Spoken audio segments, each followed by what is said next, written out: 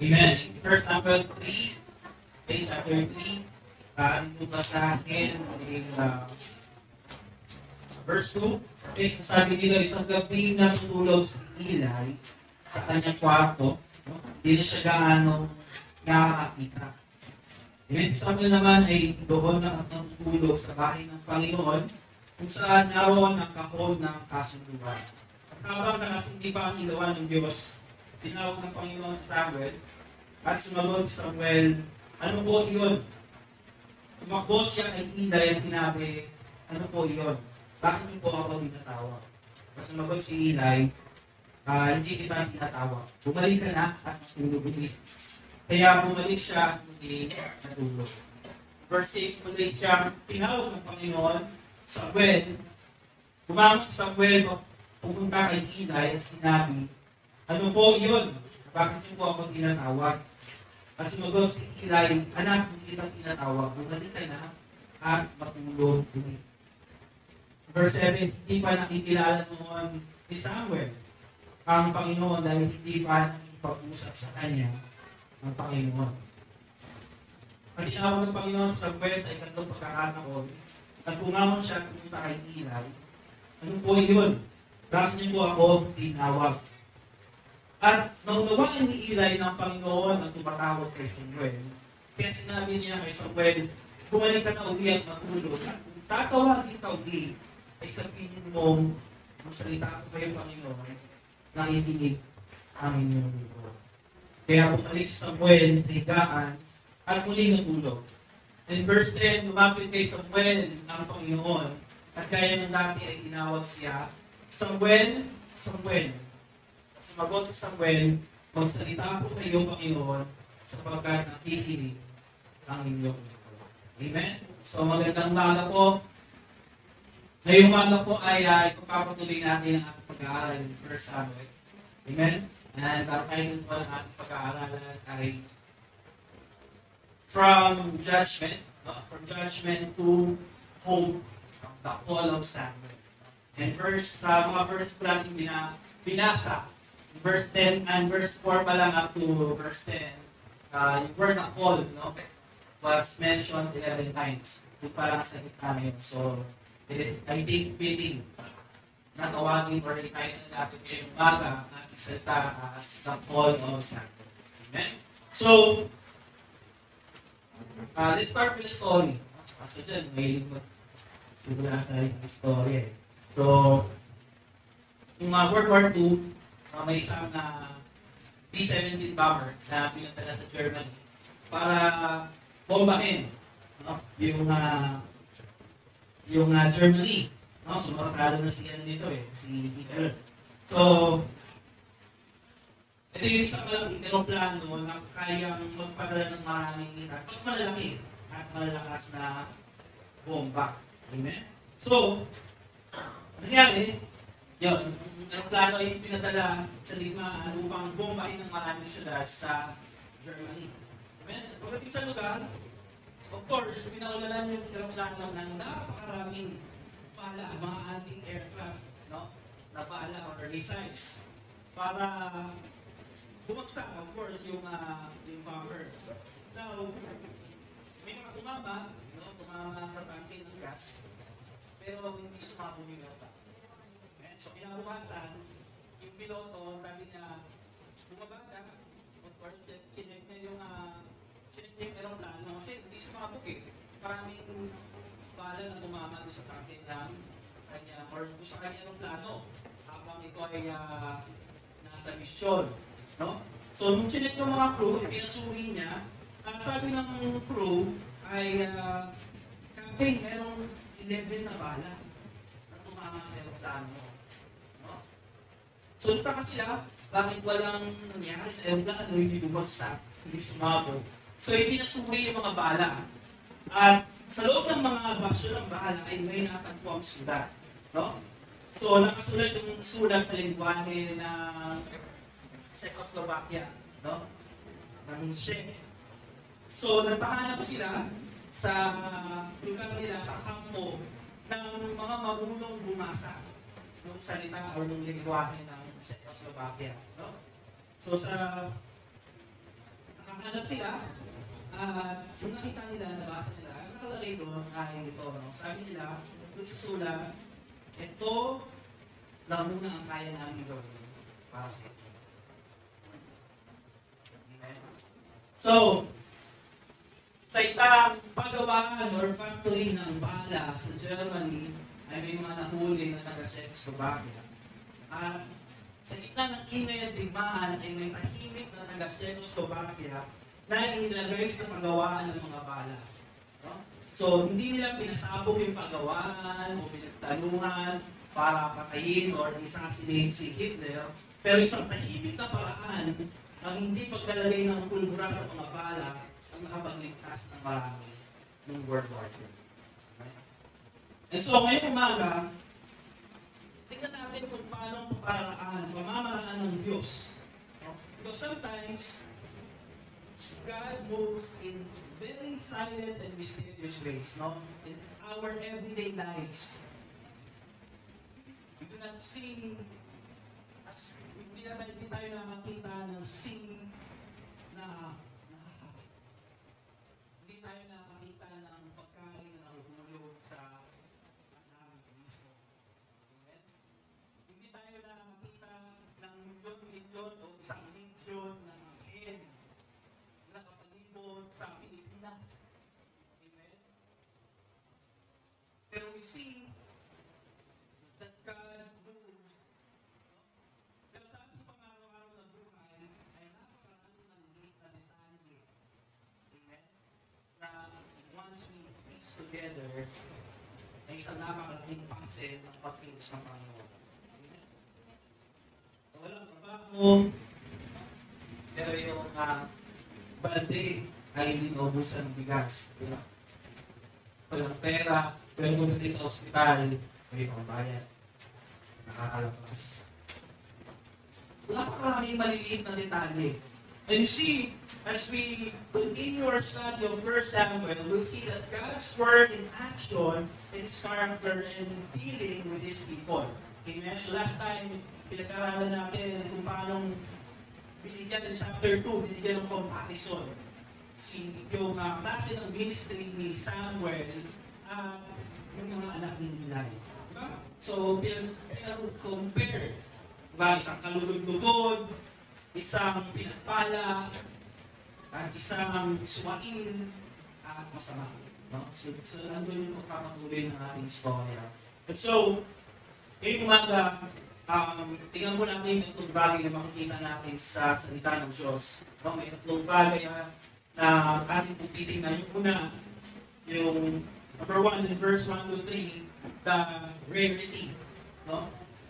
Of God's Word. Sa panahon ni Samuel, nakikita. So verse 1 to 3. Number 2, ating kung titingnan yung repeated call to Samuel in the word of God's judgment. In verse 4 to 18, the number 3, makikita natin dito that from the silence or from the rarity, yung kapihira, hindi masyadong madalas, is that makikita natin dito ng the revealed Word of God. Amen? So, ito yung natin ngayong mga. So, in 1 Samuel 3, no? So, we continue our story with in 1 Samuel 3, kung saan makikita natin mga kapatid na dun sa klase ng pagsamba na mayroon sa Shiloh noong panahon na yun, amen? Hindi nakakagulat na chapter 3 starts with, ano sabi niya doon? That the Word of God is rare, bibihira, ano pa? And the vision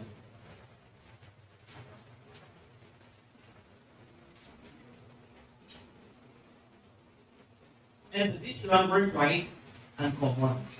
Amen? So, yun yung klase ng situation meron sa panahon ni Samuel. No? So, yung word, madalang, and then yung vision is wala rin. Amen? And so, in this chapter, makikita rin natin what is yung meaning and definition, yung function, yung role ng isang prophet. Okay? So, number 1, sabi dito, Meanwhile, the boy Samuel served the Lord by assisting Eli. Now, in those days, no, so yun yung sinabi yung sumulat, messages from the Lord were very rare and visions were quite uncommon. Amen? So, walang mensahe o salita mismo sa Panginoon na nakikita o narinig. Amen? So yun yung sitwasyon sa Shiloh. Amen? Makikita natin, if you remember yung teaching and message ng Pastor Ismael about a famine of the Word, no? In Amos chapter 8, verse 11 to 12, makikita natin dito that when we speak of the Word or the message being rare, ibig sabihin, there's a sign of judgment for what is happening in Israel. Amen? So, Amos 8:11, makita natin dito, no? Nasabi doon that there is not a famine of bread, walang kakulangan sa pagkain, sa tubig. Anong meron? May kakulangan sa salita ng Diyos. And in verse 12, sabi dito, hanapin nila ang salita ng Diyos, ngunit hindi nila matatagpuan. Amen? In the time of Judah, no? When they were being judged. Amen? So we see that there is a sign of judgment sa panahon ni Eli at sa panahon ng mga alam at panunungkulan ni Eli. No? Because the Word of God cannot be heard anymore. And the vision, sabi, was not frequent. No? So, how do we define yung vision ba? In the Old Testament. So, let's define the vision and the word. Sabi kasi doon, the word is prayer and the vision hindi na rin matalas. Amen? So, when we use the word vision in the Old Testament, ito po yung paraan or way of communicating yung message that will be spoken to the people. And then yung word or yung mensahe, yung oracle in the Old Testament is yung laman or yung mensahe mismo na ipinapasabi ng Panginoon. Right? So, in the story of Moses, di ba? Paano yung vision? Or paano yung paraan how the message was communicated yung pagkatawag kay Moses? It is through the right? And then yung message, ano yung message sa kanya? That I will use you to redeem the people out of Egypt. Amen? So, that is how vision. It is the way the message is to be communicated to the person, to the prophet, whereas the word is the message to be delivered to the people by mouth or by oral. Diba? Amen? So, ito yung klase ng situation meron sa Shiloh. Amen? And you know, in the absence of the Word of God, there's an absence of God's presence. In the absence of the Word of God, there's an absence of God's presence. Nakikita po natin yan sa marami pang chapter in 1 Samuel. Amen? So, in our day and age, mga kapatid, it's not that God's Word is rare. No? It's the many things that keeps us distracted from the Word of God. Amen? Hindi sinabi sa awitin kanina, over the noise, I hear you whispering. Amen? So, it is a fact, sa panahon natin mga kapatid, it's not that the Word of God is rare. It's just that we are all distracted. Ano yung distraction natin? No? The world itself is our distraction. Amen? The moment you open your eyes, katabi mo na yung distraction. Yung sinasabi ka sa awa ko, katabi mo yung cellphone. I am distracted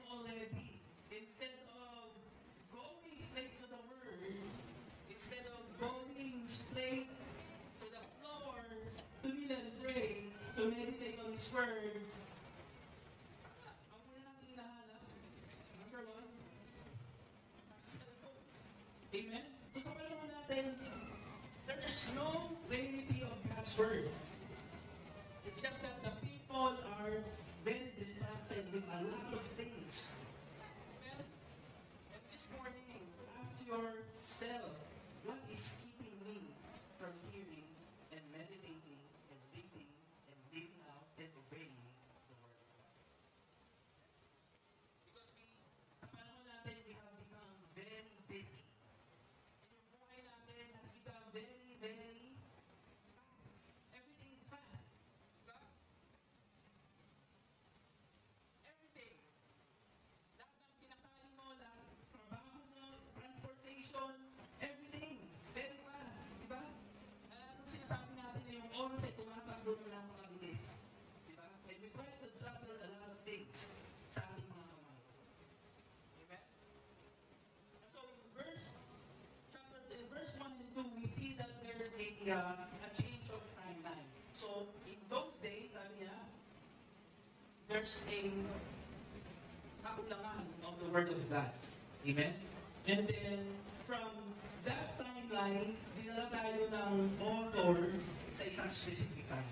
No? Sabi dito, one night, ito na yung story. No? Ito na yung setting. And then we go to the story. Sabi dito, one night, anong sabi ng author? While Eli, at that time, no, ipinakita yung setting na si Eli na kay Gana, pero si Samuel, di ba?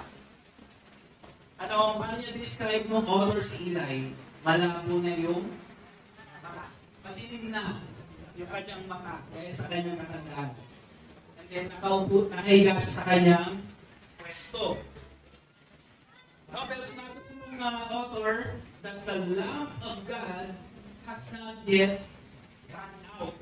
No? And then next to the ark of God is nakahiga si Samuel sleeping. Amen? So, ganun describe ng author yung setting kung saan magsisimula yung pagtawag. And now, if you notice, sinabi ng author that the lamp of God has not gone out, hindi pa lang namamatay yung ilaw sa loob ng tabernacle. Which is, kung sa panahon natin, hindi natin masyadong maintindihan, but in those days, di ba, sa panahon nila, that lamp, sabi ng Exodus and Leviticus, will keep burning. No? So, alam ng first readers na yung lamp is not supposed to be na hindi dapat maupos o mawala yung apoy, and that should keep burning. No? So there's something that we can also see. Bakit sinabi ng author yun? Amen? Sabi niya, ito si Eli, nantitigil na yung kanyang paningin. Tapos next to that sentence, sabi niya, the lamp of God has not. Kumbaga yung source of life ay hindi pa nauubos. Amen? So, napansin sabi ng author, yung spiritual vision coming from Eli, no? Is getting dark. Diba? Pero sabi ng Lord, but the lamp has not died down. Amen? So when we read that lamp, no, in 1 Kings, in 1 Samuel, it always speaks of David. No? That his lamp will continue burning. Amen? So we don't want to press on too much, but I believe in my heart na there must be something here, no? That the author is trying to tell us. That the author is telling us something good is going to happen. Parang piniprepare tayo ng author that something good is going to happen, that kahit ganito ko yung pagsamba, yung worship in Shiloh, there is a hope. There's a little boy sleeping next to the presence of God. Amen? Parang yun yung sinasabi ng author sa atin. There's hope. Hindi pa tapos yung story. That is why the author keeps on saying that, keep on saying Samuel, no, throughout chapter 1, chapter 3. Amen? So, there's something good going to happen. Amen? So, alam nyo, mga kapatid, the Lord is very faithful sa bayan ng Israel. And the Lord is faithful sa atin. He does not forsake His people. That's the character of our God. No? He is very faithful. He keeps His promise. Amen? And He's not going to forsake His people. Okay, so let's go to verse 4:10. Yung binasa natin kanina.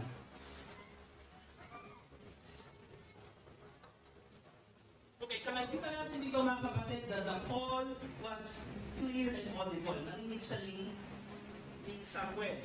Diba? Na tinawag ng Lord si Eli, or tinawag siya 3 beses. Diba? Makikita natin doon na paulit-ulit. There's a repetition of that same story. Amen? Na tinawag ng Lord si Eli, or si Samuel, pumunta siya kay Eli, sabi ni Eli, hindi ka tinatawag, bumalik ka. Amen? So yun. So in verse 7, sabi dito, yung pagtawag, ipinaliwanag ng sumulat that Samuel did not yet know the Lord because he had never had a message from the Lord before. No? Sabi sa NLT, ipinaliwanag dito kung bakit hindi niya kilala. In a literal sense. Because we read in chapter 2 na ginamit din yung description na ito sa mga anak ni Eli. Diba? That they are blaspheming the sacrifices because they do not know the Lord. Okay, so let's make a distinction. No? That sa story na to, sabi ng author, Samuel do not know the Lord because hindi pa siya nakaka-receive ng message. This is the first time, no, that Samuel will be hearing, that will be encountering the one true God of Israel.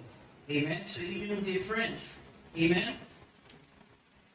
So sinabi dito, go lie down, higa pa ulit, 3 beses, pabalik-balik siya. So clear, narinig, audible yung message or yung pagtawag ng Diyos.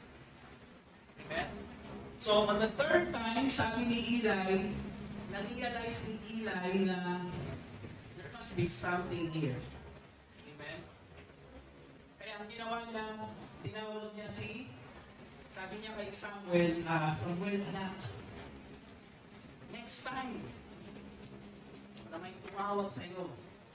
Amen? Kasi na-realize ni Eli sabi ng author, dalawa lang sila. So of course, kung may tumatawag kay Samuel, Eli yun, doon siya pupunta. Diba?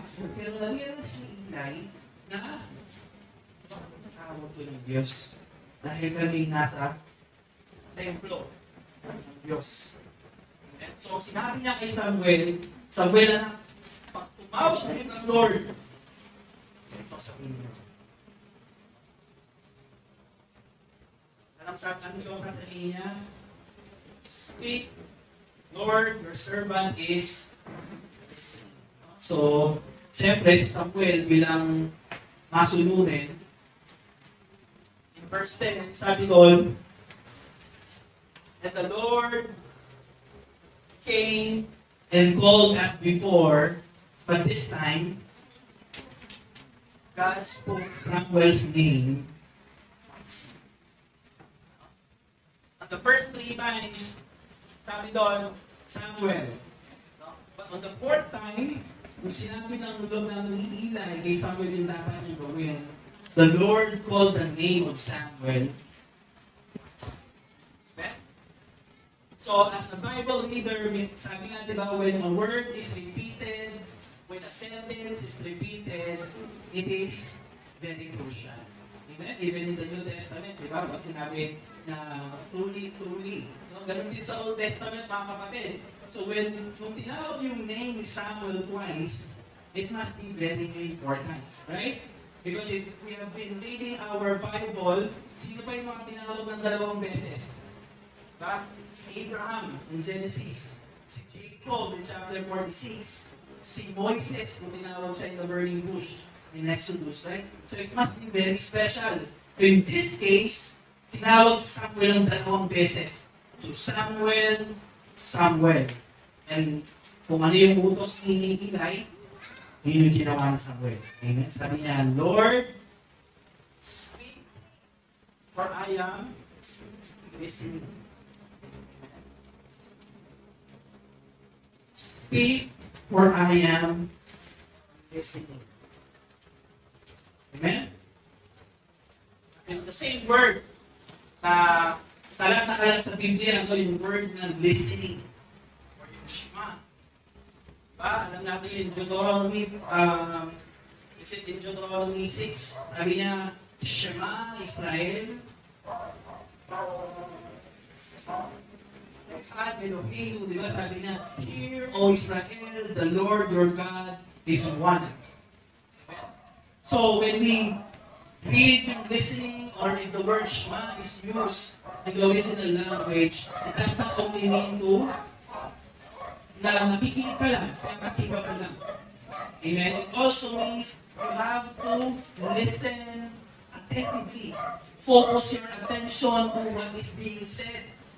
Amen? So, sinasabi ni Samuel, speak, Lord. I am focusing and attentively listening to your word. Amen? And even our English language cannot capture the real meaning of Shema. Diba? Because, sabi in Deuteronomy ng Lord, when you hear closely, amen, when you Shema, you have to obey. No? So yung sinasabi ng text dito is that, parang sinasabi ni Samuel, Lord, magsalita ka, whatever you say, I will listen attentively, and I will obey. No? And so, when we read the Word, when we meditate the Word, is our attitude and response pareho rin ba ni Samuel? Lord, I am ready to receive your Word. I am ready to meditate on it, and I am ready to obey what it says. So, napakalalim ng word na Shema. No? Hindi lang siya basta panalangin ng mga Hudyo from morning to night. Okay? What they're trying to emphasize is that whatever the Word of God says, I am focusing or I am attentively listening, and I am ready to obey it.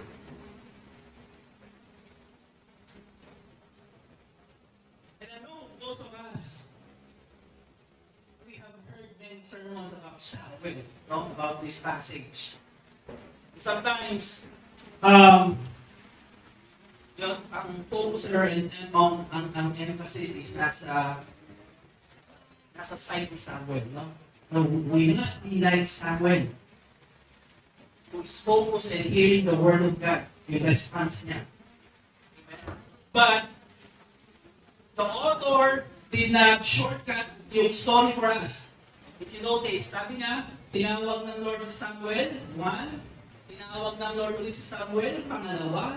Tinawag ulit ng Lord si Samuel, 3. Tinawag niya pa ulit 4. And so, let us shift from Samuel this morning doon sa intended ng author. No? Kung bakit niya pinaulit-ulit.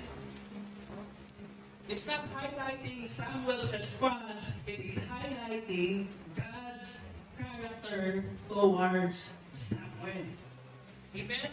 that God's kindness in dealing with Samuel, that God is gentle in dealing with Samuel, He calls him personally by his name, and that God is very patient with us. No? Alam ng Diyos na when He calls you, it requires time, it requires patience. You see, the story of Moses, nung siya ko ay tinawag, di ba? Napakaraming reason ni Moses. Hanggang sa uli, sabi ni Moses, Lord, wag na lang ako. Kasi sinasabi niya nung una anong sasabihin ko? Lord, hindi ako marunong magsalita. Sabi ng Lord, sige, si Aaron, dalhin mo dyan, isama mo siya, may hindi tayo magsalita ko. No? So God is looking down to our level. No, sabi niya, He is very patient and kind and gentle to stoop down to our reasoning. Mga kapatid, until such time, ano lang sinabi, wala na siyang mairason. Wala nang mairason si Moses kay David, kay Lord. Ano lang sinabi ni Moses? Lord, iba na lang.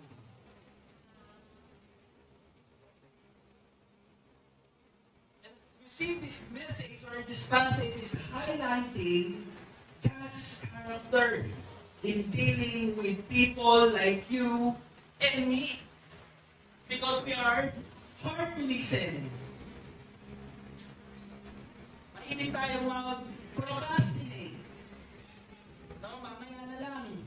Pag last minute na. Mahilig tayong magpabukas. Habang malakas pa ako.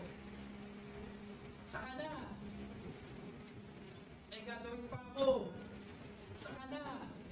Busy pa ako sa school. Saka na. May project kami. Saka na. Imagine if God's not very patient and kind with us. God is so patient that He's willing, He wants all people to be, sabi niya, to be saved.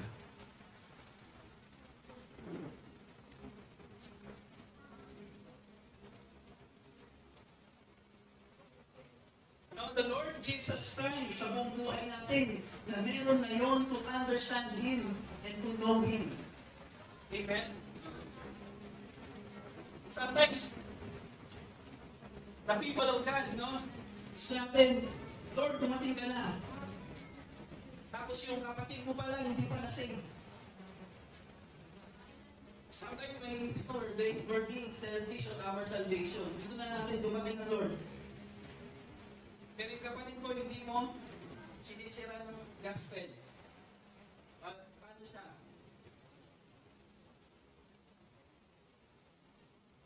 Even Jesus in John 16, sabi niya, there's so much more I want to tell you, but you can't bear it now. Wait, give it some time. Because, sabi niya in the next verse, because I will send you the Holy Spirit. Very patient. He's not in a hurry. Tayo ang nagmamadali. Diba?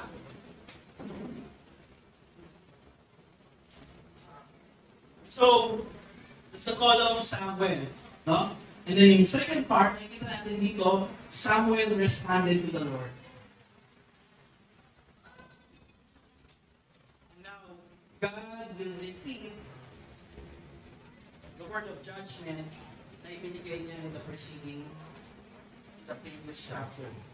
Amen? So in verse 27, chapter 2, 1 Samuel chapter 2, verse 27, hanggang 34, dito inilagay yung magiging judgment sa dalawang anak at sa buong ang kalihilay. Amen? Ano sabi doon? I will kill your sons. Oh, yun yung judgment ng Lord. Yung provision ng Lord sa kanila.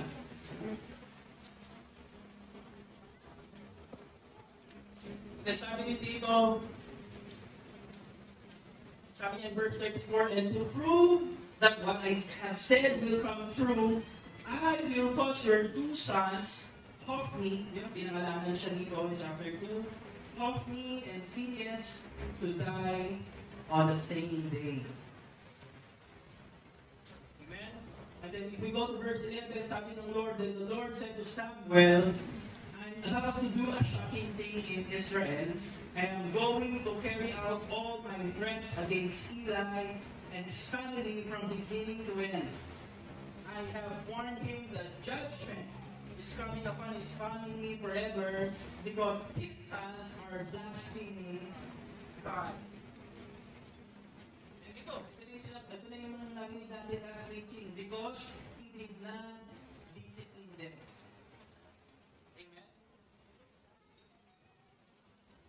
And so I have vowed that the sins of Eli and his sons will never be forgiven by sacrifices or offerings. No? Because the sons of Eli were blaspheming God through offering and sacrifices. No? So ipinalik sa kanila ng Lord kung ano yung ginagawa nila. I will not accept any of their offering and sacrifices in behalf of them.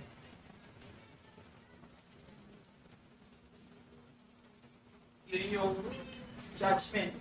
So there's a repetition of God's judgment na ibinigay niya kay Samuel. Okay, so ito na yung message. Ito na yung vision. Dumating na yung vision. No? Sabi ng passage, the Lord stood next to Samuel. Ano yung message? Yung judgment towards Eli's household. No? Okay, now in verse 15, sabi doon, Samuel stayed in the bed until morning. So, ito na yung call ni Samuel as a prophet. Pinuwi mo yung una mong assignment. Is a judgment from the very place kung saan ka lumaki na nag-alaala sa'yo. Amen? So, this is a very hard first message from the Word na ibibigay ni Samuel as a prophet.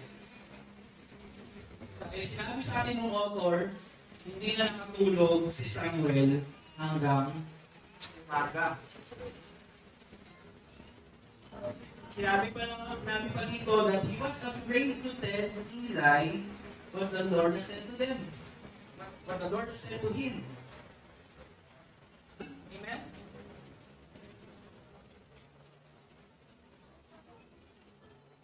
So this is difficult and heartbreaking sa part ni Samuel. Amen? But being a prophet, ano ang kanyang role, ano yung kanyang task? Is to tell each word that God spoke to him. Amen? And that is the same tension that your preachers are carrying every Sunday when they stand in the pulpit. No, because we have to tell the Word of God. Sabi nga, only the truth. You have to tell the truth, nothing but the truth, and only the truth. Amen? So we have to stay on the line. Okay? So when we stay on the line, ito yung word ng Lord, hindi tayo nagdadagdag, hindi tayo nagpapawas. Amen? That is staying on the line. Amen? Anong sabi ni Eli? So tinawag na ni Eli sa Samuel na, no? Anong sinabi sa iyo ng Panginoon? Sabi ni Eli, sabihin mo sa akin lahat. And may God strike you and even kill you if you hide anything from me. And verse 18, sabi ng ating binabasa, so Samuel told everything. Walang dinagdagan. Wala siyang idinagdag. Diba? So Samuel told everything. Ano yung isa pa? He did not hide anything. Hindi siya nagbawas sa salita ng Diyos. Amen?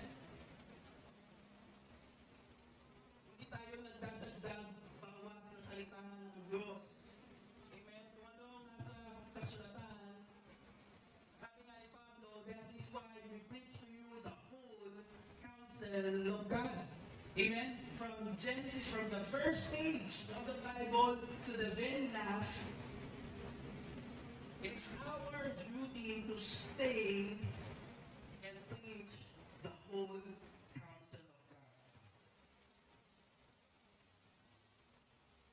And church, here's the tension, the burden, the pressure, and the pain of the Word of God, no?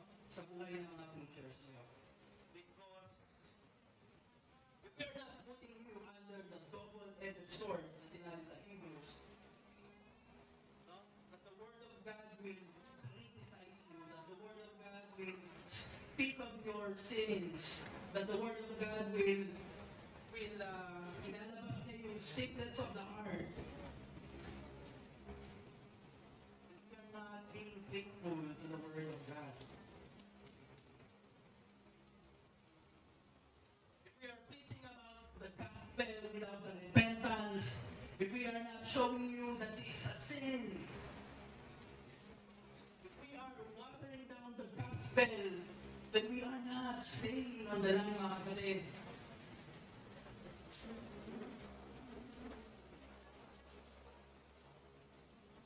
And as a preacher, we stand by the word of God, even if it is offensive. If the Bible says it's a sin, then it's a sin. If the Bible calls you to repent of that sin, and then you have to repent.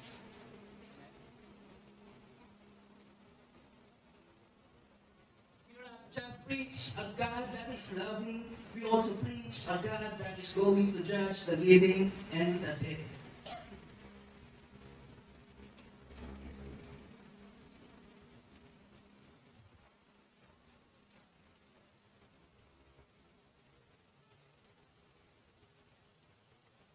So we invite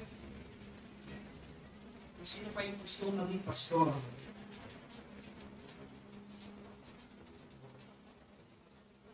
Because sabi nga gusto ng pag-aaralan namin ng Tuesday, being a preacher and a pastor is a lifetime commitment. This is why we still have a pastor in the 70s. Because preaching is a lifetime commitment.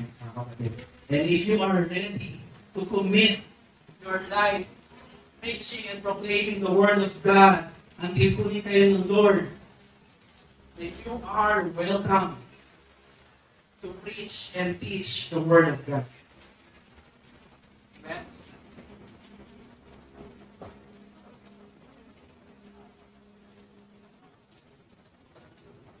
Now let's go to verse 19 and 21. Ang sabi ni Eli, kung narinig niya yung judgment ng Lord,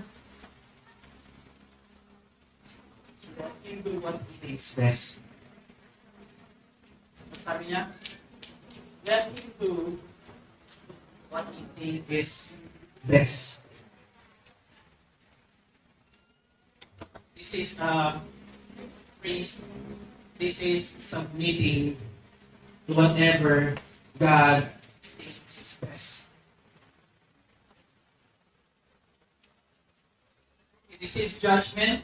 Ano yung kanyang response? This is what God thinks is the best. It's a sad story for the household of Eli na makikita natin as we move studying First Samuel. Amen. So, from the silence of God, hindi siya narinig in Shiloh, the Word of God is now moving in action. So, it is now revealed, sabi niya, verse 19, as Samuel grew up, the Lord was with him. Okay, and because the Lord is with him, ano sabi ng story? Everything Samuel said, sabi sa ESV, does not fall on the ground. No? They prove to be reliable ng yayaki. It's reliable. And all Israel, from Dan in to Beersheba in the south, knew that Samuel was confirmed as the prophet of the Lord. Amen? And sabi in verse 21, the Lord is now in Shiloh, mga kapatid. It's a good story, di ba? The Lord is now in Shiloh through Samuel. And Samuel's word went out to all the people of Israel. Amen? So there's hope. Amen? So yung napaka-tahimik, out of all the corruption, out of all what's happening in Shiloh, now God speaks. No? And when God moves, pag nag-act ng Lord, anong sabi ito sa prayer ni Hannah in chapter 2? It is the Lord who lifts up, it is the Lord who brings down. From this passage, nakita natin dito that the household of Eli will now start to fall. And that Samuel is now being established. Siya na yung itatatag ng Diyos para doon sa kabuuan ng First Samuel. So, sa panahon natin, do we pray for another Samuel? Or a prophet to speak to us today? Alam niyo, napakaraming tao. No? If you go to YouTube, ang dami doon. Self-proclaimed prophet. Diba? So there are so many people claiming to be prophets on the internet today. But church, let's stick to what the Bible says. Amen? Sabi dito that in the past, God spoke to our ancestors through the prophets at many times and in various ways. But in these last days, He has spoken to us through His Son.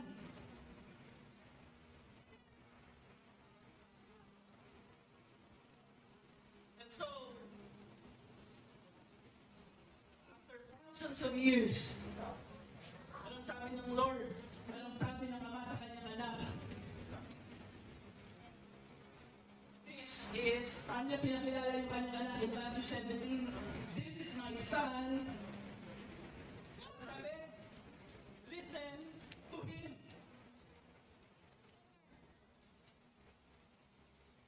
Church, we do not have to seek other prophets because the Bible already says that in our last days, everything has been revealed through the Lord Jesus Christ. Ang gagawin mo na lang, listen to Him and love Him, obey Him. Ang kapatid.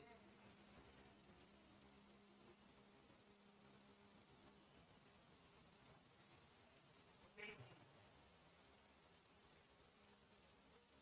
Ano sabi ng Lord? I am the light of this world. So the light has not died down. Sabi ni John, the darkness did not overcome or has not overcome the light. And so the lamp of the Lord, the light of the Lord, in our days and in these next days, will always be the Lord Jesus Christ. Amen? And if you are asking a place to start, sabi niya, God has given us the starting point. Sabi niya in Isaiah 66:2. But this is the man to whom I will look. He that is humble, contrite in spirit, and trembles at my word.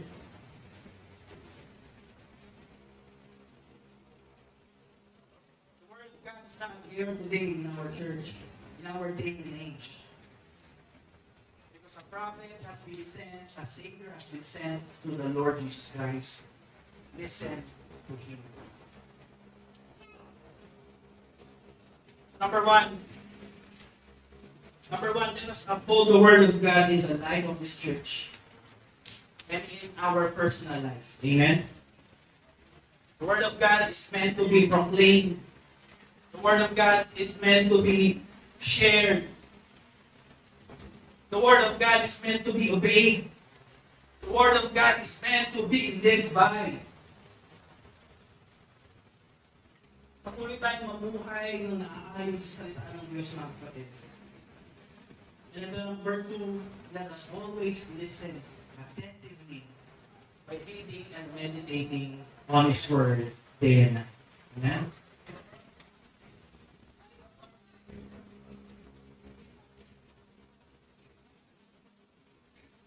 There's one painter, no, na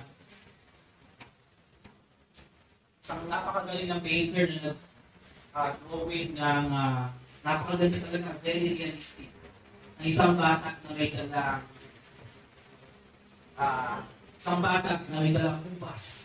Talagang nung pinunos yung painting, talagang ganda-ganda lahat, mga mahal. Kasi talagang totoong kubas. Sa sobrang totoong ubas, lumadapo yung mga ibon para tumaling yung ubas. Talagang puring-puring ng mga tao yung painter na to, yung pintor. Napakagaling, very realistic. Yung pagkapinta, yung kulay, yung mga buha. Talagang pati yung mga ibon, dumadapo doon sa painting para tikman yung painting ng ubas. So, na-interview yung pintor, sabi niya, galing, pamangha-mangha yung pintor, yung pagkabing-sabi yung painting ko. Walang katulad sa mga ganito. Pero sabi ng painter, I am not very satisfied. Hindi na siya very satisfied sa kanyang gawa. Bakit? Kasi yung ubas, very realistically painted. Sabi niya, kung ipinita ko lang sana yung bata ang katulad ng ubas, hindi sana tatapuan ng mga ibon yung aking